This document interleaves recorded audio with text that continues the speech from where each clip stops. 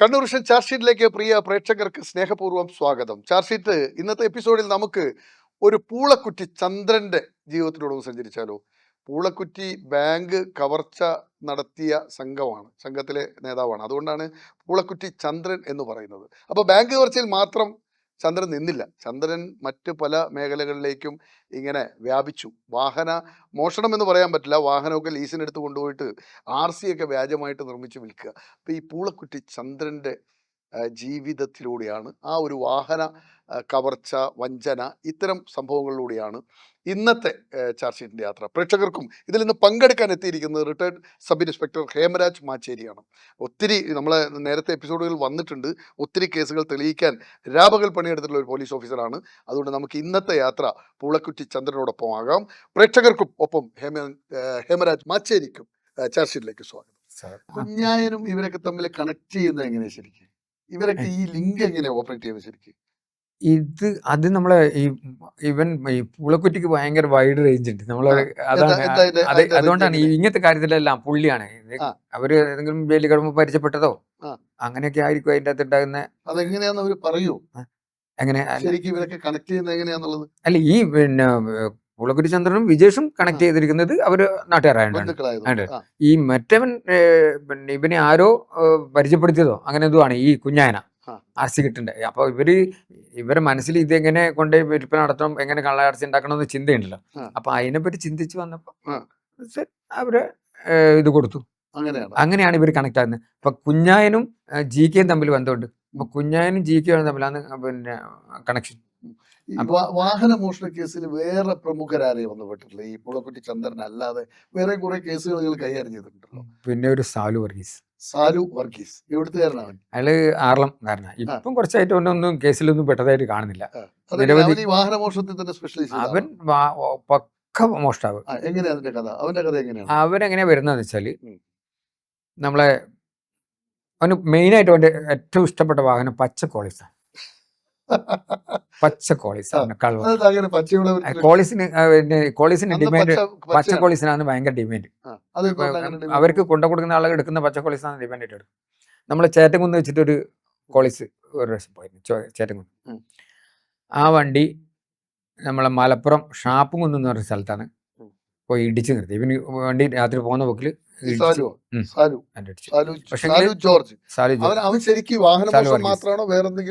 ഇല്ല, വാഹനമോഷണം തന്നെയായിരുന്നു. ഇല്ല, അവൻ ഇങ്ങനെ ഗാങ്ങായിട്ട് കൂടിയിട്ട് വാഹനമോഷണം. പോയ വണ്ടി അത് ആക്ച്വലി പിന്നെ എടുത്തു പോയത് ഒന്നറിയില്ല. അന്ന് ഞങ്ങളെ വിക്രം സാറാണ്, ഇപ്പോഴത്തെ SP സാറാണ്, അന്ന് തലശ്ശേരി CI. ഞാനവിടെ എന്നോട് ഒരു വണ്ടി ഇങ്ങനെ ഉണ്ട്, കളവ് പോയിട്ടുണ്ട്, ഇന്ന സ്ഥലത്ത് സാറിന് നാടൻ കൂട്ടായുണ്ട്, സാറിന് കറക്റ്റ് വഴി അറിയാം. ഷാപ്പുകുന്ന് ഏകദേശം മഞ്ചേരിക്കടുത്തുള്ള ഷാപ്പുകുന്ന് എന്ന സ്ഥലത്ത് വണ്ടി അവിടെ കിടക്കുന്നുണ്ട്. പോയി നോക്കിയിട്ട് അത് എങ്ങനെയാ മെസ്സേജ് കിട്ടുന്നത്? സാറിന് ഇത് വണ്ടി അവിടെ സാധാരണ വണ്ടി എവിടെയെങ്കിലും ഇടിച്ചു നിർത്തിയിട്ടോ, പിന്നെ നമ്മളെ കണ്ണൂർ രജിസ്ട്രേഷൻ തലശ്ശേരി രജിസ്ട്രേഷൻ വണ്ടി ആകുമ്പോൾ ഇങ്ങോട്ടേക്ക് വിവരം വരുമല്ലോ, മെസ്സേജ് വരുമല്ലോ. അപ്പോൾ വണ്ടീൻ്റെ നമ്പർ നമ്മൾ ടാലിയായി എന്നോട് പോയി എടുക്കാൻ പറഞ്ഞു. ഞാൻ ആ വണ്ടീൻ്റെ ഇവരെ കൂടെ പോയി, ഓണർ കൂടെ പോയി. ഞങ്ങൾ തലശ്ശേരിയുള്ള ഒരു 2 പേര്, ഞങ്ങൾ ആ വണ്ടി ഞാനാ പോകുന്നു. അവിടെ ചെന്നപ്പോൾ ആ വണ്ടിയിൽ ഇവൻ സ്ഥിരമായിട്ട് ഉപയോഗിക്കുന്ന ഒരു ആക്സോ ബ്ലേഡ് ഉണ്ട്. നമ്മൾ ആ ചെറിയ ഹാൻഡിലുള്ള ചെറിയ ആക്സോ ആയിരിക്കും. അതിന് ഭയങ്കര ഷാർപ്പായിരിക്കും ആ സാധനം. പൂട്ട് മുറിക്കാൻ ഉപയോഗിക്കുന്നതാണ്. ഈ ഗേറ്റിനൊക്കെ പൂട്ടുണ്ടെങ്കിൽ പൂട്ട് മുറിക്കാനും പിന്നെ ഈ വണ്ടീൻ്റെ എന്തെങ്കിലും ലോക്കറിൽ കട്ട് ചെയ്യാൻ വേണ്ടിയിട്ടുള്ള ഉപയോഗിക്കുന്ന സാധനമാണ് അത്. അപ്പം ഞാൻ ആ വണ്ടി പിന്നെ വിശദമായി സെർച്ച് ചെയ്തപ്പോൾ അത് ഒരു കഷ്ണം പല്ല്. അപ്പൊ ഇവൻ വണ്ടി ഇടിച്ച് പിന്നെ എടുക്കാൻ പറ്റാതെ വണ്ടി ആക്സിഡന്റ് ആയതാണ്. പരിക്കേറ്റുണ്ടായി. ഇല്ല, അവൻ രക്ഷപ്പെട്ടു പോയി. പക്ഷെ ഞങ്ങൾക്ക് പിന്നീട് മനസ്സിലാവുന്ന, അന്ന് ഇവനാ എടുത്തതൊന്നും നമുക്ക് അറിയുന്നില്ല. നമ്മൾ ഈ സാധനം കണ്ടപ്പോ ഇത് സാധനം ഉപയോഗിക്കുന്ന സാധനമാണ്. അവൻ സ്ഥിരമായിട്ട് കളവ് ചെയ്യാൻ പോകുമ്പോ ഈ തലശ്ശേരിയിൽ നിന്ന് മോഷണം പോയ വണ്ടി അവിടെ അപകടത്തിൽപ്പെട്ടിട്ടുണ്ടെന്നുള്ള വിഷയം മാത്രമേ നമുക്ക് കിട്ടുന്നില്ല. ഈ സാധനമാണ് കൊണ്ടുവരുന്നത്. അറിയില്ല. നിങ്ങൾ ചെല്ലുമ്പോൾ ഈ വണ്ടി ആ വണ്ടി നിങ്ങൾ കസ്റ്റഡിയിൽ എടുക്കുമ്പോൾ അതിനകത്തുള്ള സാധനങ്ങളാണ് ഈ പിന്നെ എക്സോ ബ്ലേഡും മറ്റുള്ള.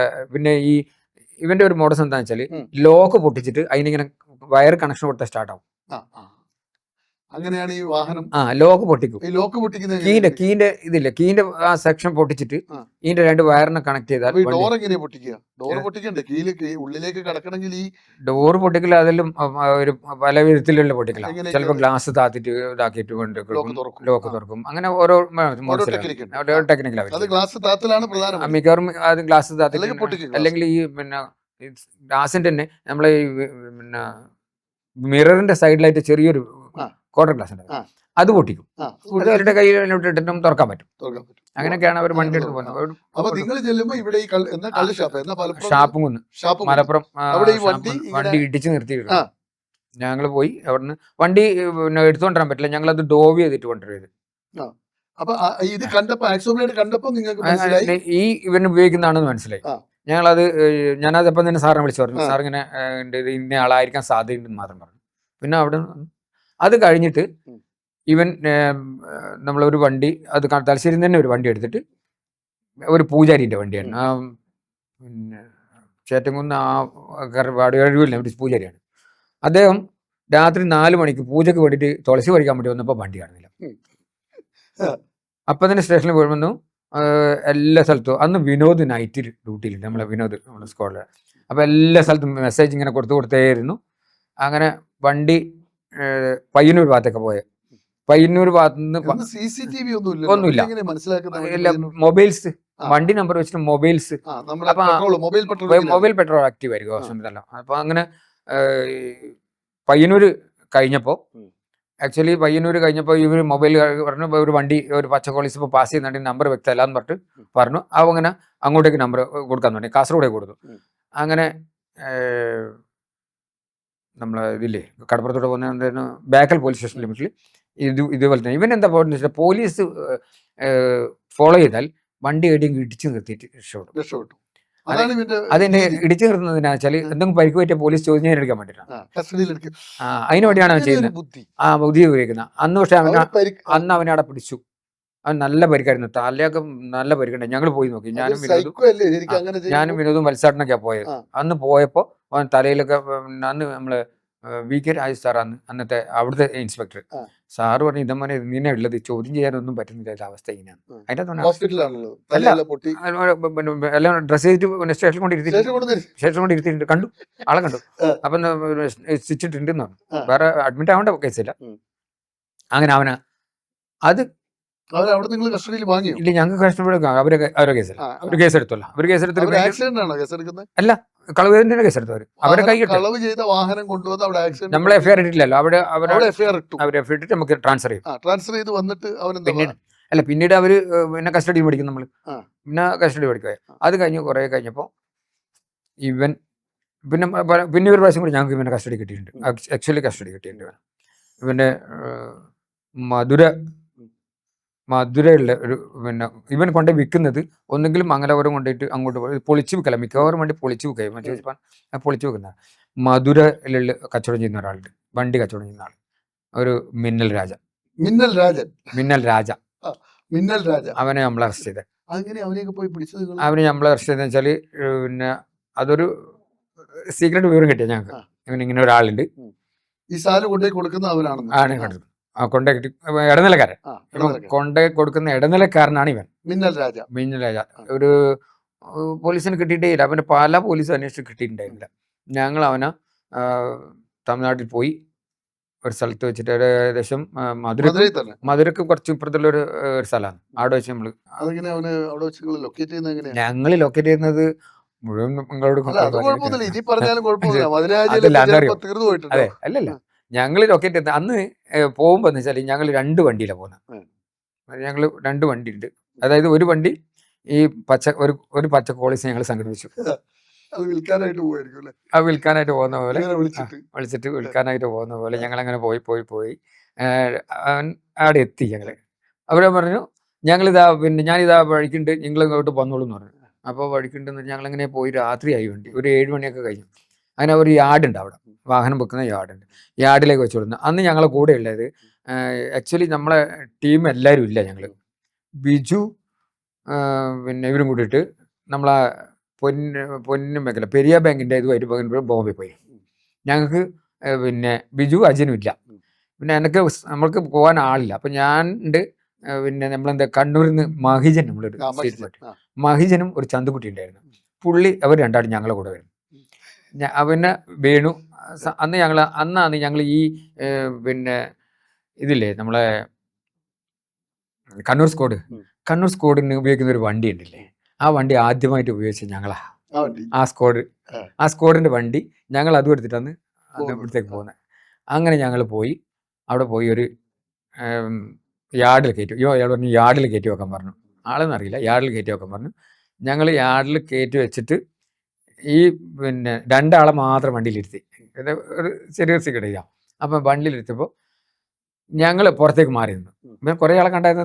ഞങ്ങൾ പുറത്തേക്ക് മാറി ഒരു വണ്ടീൻ്റെ ഒരു നമ്മളെ ഇതില്ലേ പിക്കപ്പ് വാൻ പോലത്തെ ഉണ്ട്. ഞങ്ങൾ കയറിയപ്പോൾ ചാണകം കൊണ്ടുപോയിട്ട് കഴുകിയ വണ്ടിയാണ്. അത് മണക്കുന്നുണ്ട്. ഞങ്ങൾ അതിൻ്റെ മേലെ കയറി ഇങ്ങനെ ഒളിഞ്ഞു നോക്കുമ്പോൾ അവർ തന്നെ ഇങ്ങനെ ഫോൺ ചെയ്തുകൊണ്ട് വരുന്നുണ്ട്. നമ്മൾ ലൈവിലാണ് ഫോൺ വെക്കുന്നത്. ഒരാൾ സംസാരിച്ചുകൊണ്ടിരിക്കുമ്പോൾ ഞങ്ങൾക്ക് ലൈവിൽ കിട്ടും.